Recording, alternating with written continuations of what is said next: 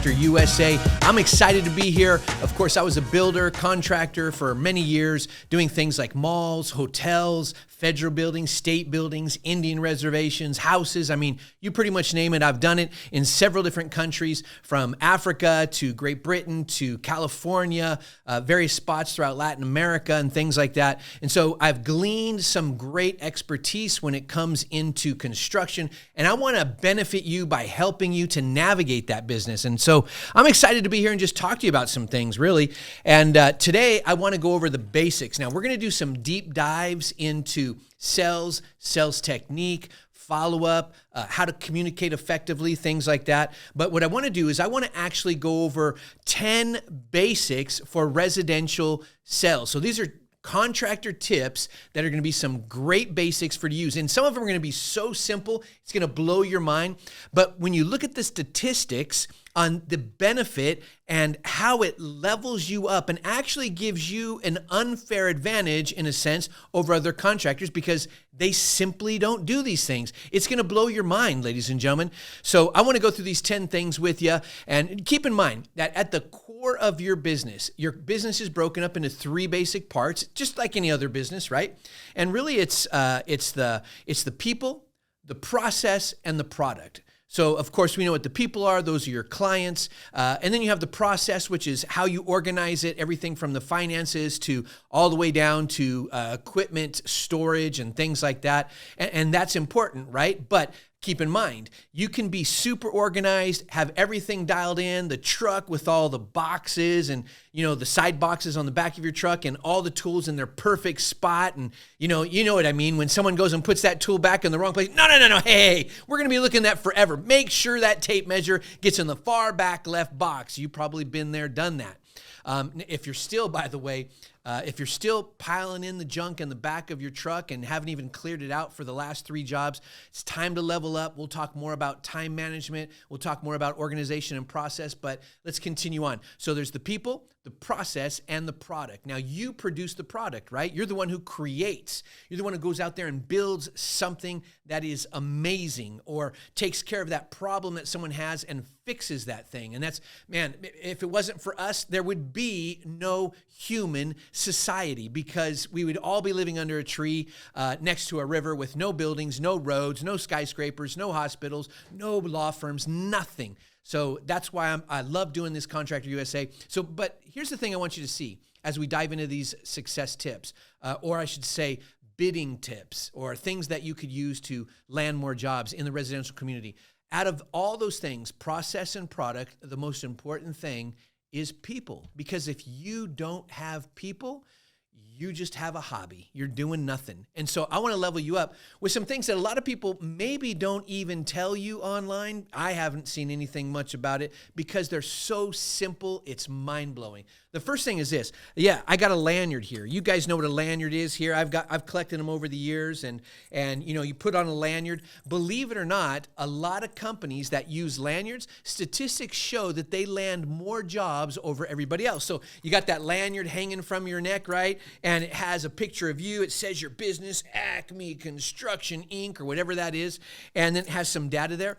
The perception of the client when you go into the house is just like through the roof. They just think you're a professional. I mean, you are, of course, because you're licensed, you got your insurances, you got all that stuff, right? But at the end of the day, what matters is, what does that client perceive of you? What do they see? Do they trust you in the home? Do they trust you around their kids, their project? Do they feel comfortable with you around? And that's important, because only you can do that, and you only get one chance. That first impression is vital, ladies and gentlemen.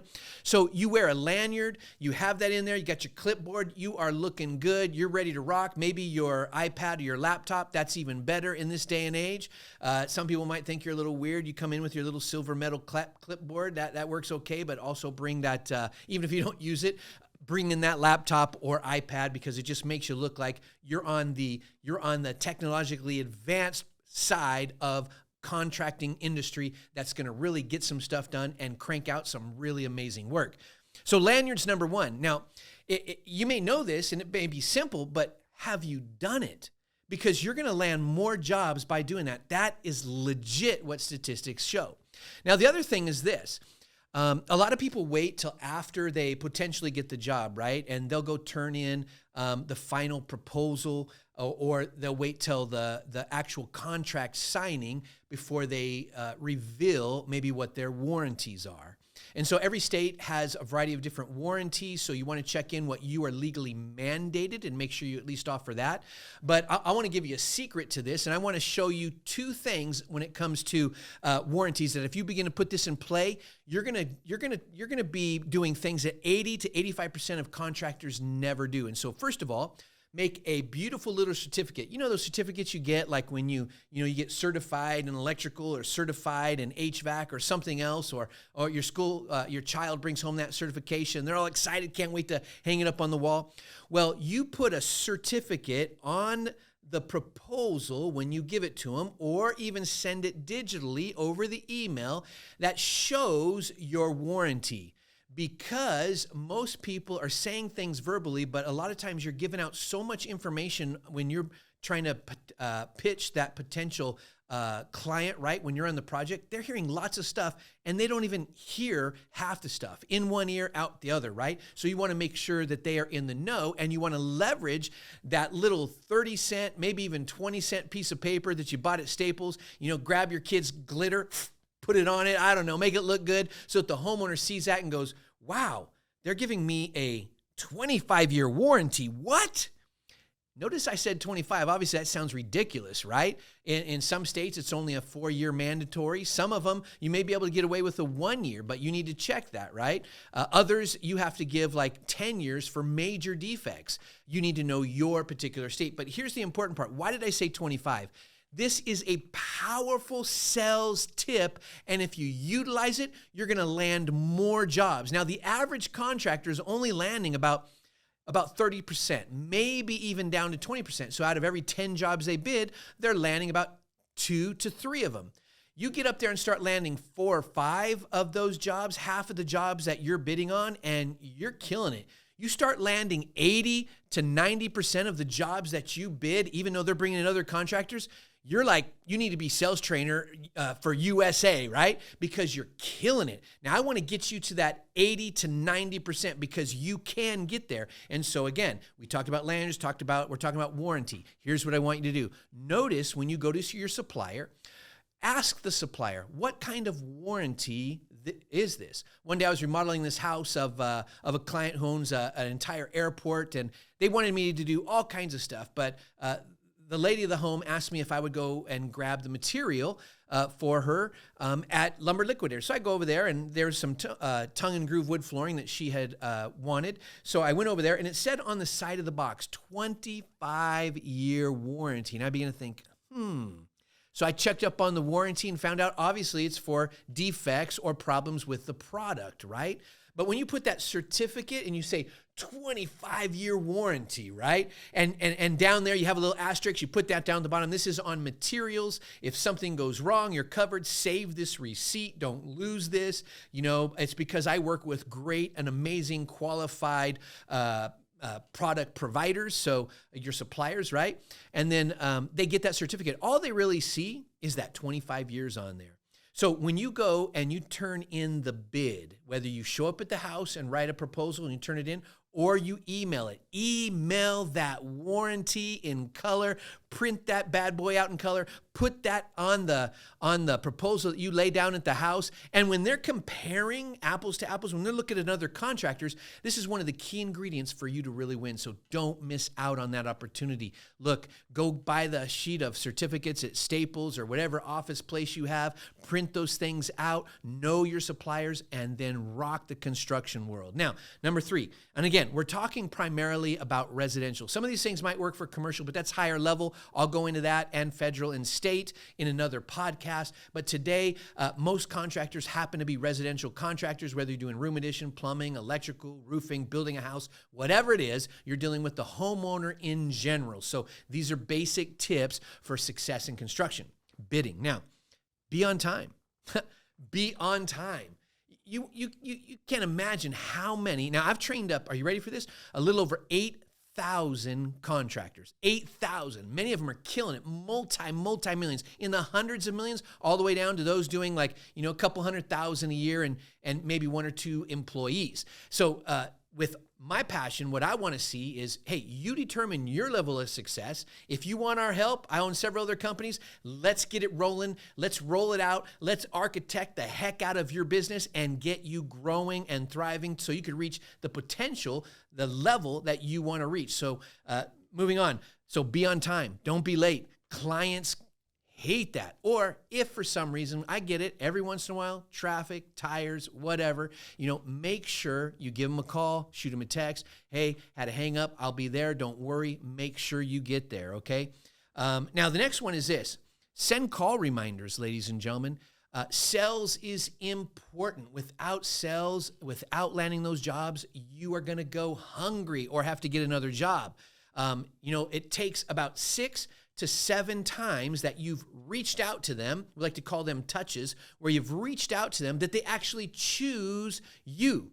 So if you're the contractor who calls and makes sure you're constantly in communication when you're heading over to prepare that proposal or to go look at that project to give them a proposal, and are you ready for this?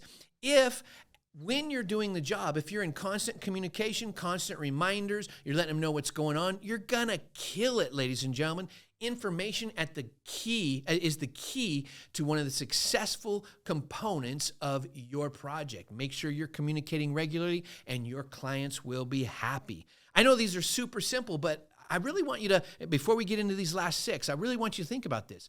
How many of these do you actually do on a consistent basis? Hey, if you got 2, 3, 4, 5 of these dialed in, you're killing it. Let's get the last of these 5 that are going in, right? Of these next 6 I'm talking about. Now, number 5 is this. Dress nice. Dress nice. You got to look good. Hey, one of the companies I own is a publishing company, so any of you guys ready to get your book written, you need us to write it, we ghostwrite. But hey, check this out. You want to look good. I have learned from owning a publishing company that everybody judges the book by the cover. Everybody. And so you need to look good. That's why there were commercials that say, hey, our plumbers don't show no crack, right? Because clients complained about it so much that it actually was a detriment to the plumbing industry. A homeowner, if the husband's gone and if the wife's home, she doesn't want to see some plumber with their crack showing, right? Get a good belt, get some suspenders, take care of yourself. But at the end of the day, when you go in to bid that job, make sure you look good. My recommendation, have your BAM going, your branding, advertising, and marketing, which we do for contractors. But here's the deal. You want to make sure you have some kind of logo on there. It needs to look clean, not like you just came and dropped a whole bunch of pizza right on your shirt, right? You got to look good. You got to smell good. Remove the barriers that keep people from wanting to hire you. Really, if you just think about it, like, what would I want if a contractor was coming into my home? If I was here or my wife was here, if you're the contractor, if you're a female contractor and your husband's going to be there or your eldest child, what would you want of that contractor? Well, dress nice, look good, branded clothes, showing up on time, having a warranty, wearing that lanyard so you look professional. Now, the next one is this, language, ladies and gentlemen. I know that some contractors can curse like a sailor. Hey, I get it, man. I've been there. I know the language on the roads, right? But here's the thing. A lot of times when you're working in residential, still about 70% of the people that are home, even today, in the midst of all the crazy media, female is at the house with her kids, and she wants a contractor in there that she feels safe with. If you're not doing that, then you're hurting yourself, ladies and gentlemen. So language says a lot. So I remember I was helping this contractor, trying to grow him and level him up and train him up. I went to one of his, couple of his potential bids just to watch him in action so I could see him, analyze him, train him, equip him, prepare him for the future. Now watch this. He goes in there, and he's like just using everyday vernacular. He was trying to hold back, but he's throwing a couple F-bombs and a couple things like that.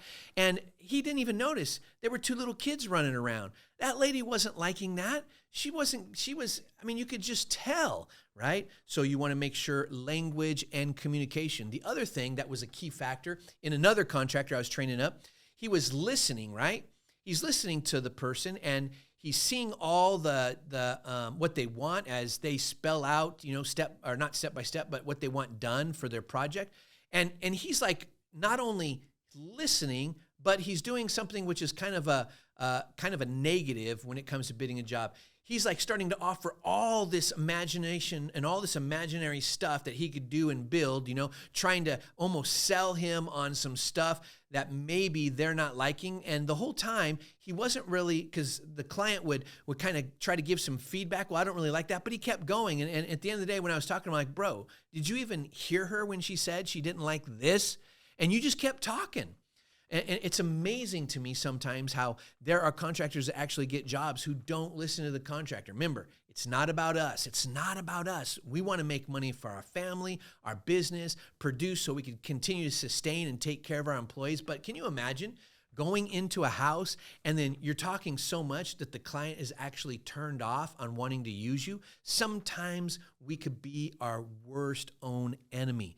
Thing I recommend, don't do all the talking. Just ask some couple of questions, feed on it, agree with it, talk to them about it, ask them if they want any suggestions potentially, or let them ask you for it, but let them do the talking. Be quiet. If you have the gift to gab, trust me, I know there's a percentage of people here, man, they have the gift to gab. You want to know if that's you? Ask your friends around you. Do I talk too much? If you never ask that, you're probably the one who talks too much. Stop talking, right? And listen. Communicate effectively, and you're going to land more jobs. Seriously, these are the complaints that we hear constantly from homeowners. Now, I have a website. It's called Home Pro Works, and contractors can get listed on there. Now, traditionally, they have to have gone through my school. Once you are listed there, you're going to get leads from hoteliers, restaurateurs, homeowners, state, federal. They're always calling my schools and and looking for contractors. But I only allow people that have gone through one of my programs. So we do have a construction project management course you can jump onto. I think it's for sale right now, really inexpensive. Just go to contractorlicensenow.com, go under one of the top bars up there, and you'll see the construction project management course is in one of those areas. You'll be able to check that out. We'll put a link below to that, but you'll want to check that out. That makes you a part of our program once you complete that, right? And then you can get listed there, and then you can be a part of this amazing construction community that's passing off info and talking. I don't want you to miss that. Now, the next thing is this. When it comes to selling, you want to make sure, this is a big one, ladies and gentlemen. Wow, I can't believe this. I have had so many clients talk about this. There have been studies and studies and studies. Are you ready for it? Smell. Now, I get it. Sometimes we're coming off a job site, right? We're trying to put on some deodorant, and maybe we're stinky, and you go back to the junior high days, you grab your axe. Listen, then you're walking in like a cloud, right? Homeowners don't like that. You could be talking. You could be the best contract in your whole state or city. You could be the best priced, highest quality, but if they can't get past the repugnant smell, they're not going to hire you. They are thinking, I do not want that in my house. You could be saying all the perfect words because you're a great talker, and all they're thinking is, oh man, I got to get this person out of my house. This person stinks. Check the BO. And ready for this? Ready for this, guys? All right, this is a secret one right here. Ready? Make sure you pop a mint or some gum in your mouth. You want to know if you have stinky breath? Ask your wife. If you have stinky breath on a regular basis, man, there are some people, they just smell like they should be cleaning toilets for a living. You want to be careful of that. So don't go in smelly. So again, just a quick rundown. Lanyard, have that warranty certificate, be on time. That one's easy, right? Call reminders, dress nice, come branded. Work on your language and your communication. These are killer things. Smell, your breath, your BO. And hey, just another one out there. A lot of people don't know. And so I want to encourage you this. If you're a smoker, hey, more power to you. Live your life. You're free, right? But hey, check this out. A lot of times, in fact, pretty much 80 to 90% of smokers don't realize they stink. Even if you didn't smoke a cigarette that morning, you get into your truck where you've smoked a cigarette, and man, that truck is stench, bro. You may not realize it, but it is stench. It is stinky. And you go into a house where a lady has her kids. Remember, I'm talking specifically residential. Commercial, more power to you. Usually maybe you're a prime contractor or sub, and it's just you guys building stuff. There's no homeowners there. There's none of that, right? So you're good, right, on some of these things, as long as you could land that job. So, but make sure, ladies and gentlemen, make sure that when you go in there, you smell, hopefully, like nothing. It's just neutral. That's the best way. Then there's no distractors, okay? The other thing is this. I see contractors do this, and I get it. You know what things cost. Hey, so do I. Sometimes I could look at something and go, yep, it's going to cost this much. And you got it dialed in. Kudos, man. That's great because, you're killing it. You know your industry. But you know what? I know that. You may know that. But the homeowner doesn't know that. They don't know our world. Otherwise, they do their own project, usually. They don't know our world. And so we're walking in and stepping into their world, and it's almost like a whole new culture, trying to enter their world, not trying to teach them our world, right? We want to make money, and the most powerful thing we could do is have clients, which I'm going to talk about in detail in a minute. Take measurements. I can't tell you how many times contractors that, I had this contractor come in. They just kind of looked at it. They just told me a price and said they'll throw out a bid. Hey, it's probably the right price. I usually ask them, well, what did they tell you? And they tell me, and I'm a contractor. I'm thinking that's basically the right price. But I've learned some things. You know why I've learned some things? Because I listen. Listen to your clients. Ask them questions. Survey people you know. Hey, what would you look for if you were hiring a contractor? In fact, interesting. I want you to think about that for a minute before I continue on this point number 8. Have you legit ever asked people, like randomly at a counter, at a coffee shop, a restaurant? I know that seems weird, right? I'm one of those weird guys that sometimes those opportunities afford themselves, I take advantage of them. Or just your friends. Hey, what would you look for if you were hiring a contractor? Like, dude, legit, tell me what you would really look for. Like, what are you thinking? Listen to them.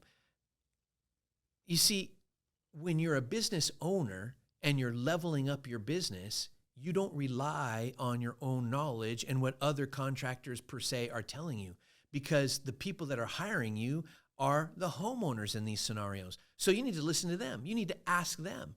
You need to talk to them. When they hire you, say, hey, let me ask you a question. Just out of curiosity, because I appreciate it, why did you choose me? You know what I mean? Find out those things, and then so you can capitalize on it. That's how these very, very simple things came to fruition, right? So number 8, take measurements. Take some photos. Write down some notes. And then you can say, you know what? Rough estimate, it's going to be about this much, and I'll get something written to you. The fact that you do that, ladies and gentlemen, will be a game changer in your world, because you know what? Clients are going to look at that and they just go, wow, this guy, this gal, they're professional. I mean, they're leaving no stone unturned. They look like they're doing quality. Oh, wow, they're getting pictures. That's great. Their impression of you, remember, it comes back to the book, right? Their impression of you. They judge the book by the cover, how you look, how you smell, and what you do. You create the atmosphere by your communication and your language. You paint the picture of the reality that you want them to know, okay, so that they hire you. I don't know if you've done this, but when you walk in, look around, notice what they like, notice colors, notice, are they cleanly, are they dirty, what are they looking for, become a part of that, because you're trying to win them. Remember, you don't have them. The person who gets better at doing these things is going to dominate you, all right? You want to land more jobs? Do this.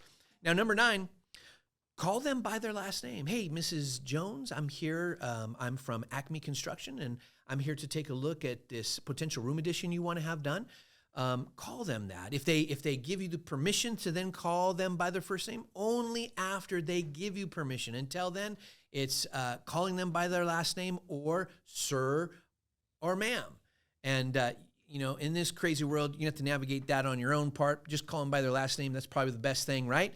But basically, in the end of the day, if you need the clients to be coming in, you got to present yourself in a way that takes care of your clients. The 10th thing, I know I touched on this, but I want you to do this, and that is listen, ladies and gentlemen. You want to listen to them. I know we talked about that, but that's so important. Now, when it comes to sales, you're presenting yourself well. You're creating atmosphere. You're doing these 10 things, wearing the lanyard, warranty certificate. You're on time. You're reminding them, constant communication. You're dressing nice, branding, good communication, no foul language, no dirty jokes in the house, especially when there's kids around. So work on that. Smell, breath, BO, take care of that. Take measurements, even if you know the cost of what it's going to take you. Take some photos, write some notes down, look professional, bring an iPad or a laptop, even though you're just sketching it out potentially. Call them by their last name, treat them with respect, let them tell you to call them by their first or name or whatever they do, and really listen to them. Ladies and gentlemen, these are 10 key factors. Now, there are more. We'll have more videos on this. But right now, I just want you to know these 10 because statistically, these prove to be the ones on the internet where clients have been surveyed that they have chosen the most. So I'm telling you, you want to be successful? Sometimes success is found in the simple things. Life doesn't have to be that hard. It can be this easy. You can reach the level of success that you desire. Now, I want to go a little bit deeper on this whole people thing. We talked about people. We talked about process, the organization. We talked about product. The last two, who cares? You could be super organized. You could produce a great quality product. But if you have no people, you just have a hobby. You only get 3 types of people. You get leads, referrals, and repeats, okay? Now, I get it. You got family, you got friends. Once you burn all them out and you've done all their projects, well, you got to figure out a way to get your BAM going, branding, advertising, and marketing. Get that information out there. If you don't have a website and you're not branding yourself and taking care of that, you may be building a reputation, but when the economy drops, nobody knows who you are. They're going to find you online. You can get listed on our website, homeproworks.com. My desire here, ladies and gentlemen, with Contractor USA is to give you valuable information. So make sure you're checking in. We're going to be rolling these out every week, giving you successful tips, teaching you how to grow and scale, diving into particular trades, having interviews with some multimillionaire contractors that'll give you some great feedback and interesting information. You're not going to want to miss out on this. The last thing I wanted to say, those people, take care of them and you will always be fed. Okay, check out the description below. Check out the information. We want to make sure that you are growing and scaling. My name is Alan, Contractor USA. We are contractors changing the way we do things, changing the world, making sure that the world is taken care of with their roads, their buildings, their skyscrapers, their homes, their casinos, whatever it is. We are in it together. Let's be a community that helps each other, builds each other, works with each other, encourages each other, and inspires each other. Let's reach that level of success because I know you can. I believe in you. Ladies and gentlemen, we'll see you next week. Bye-bye.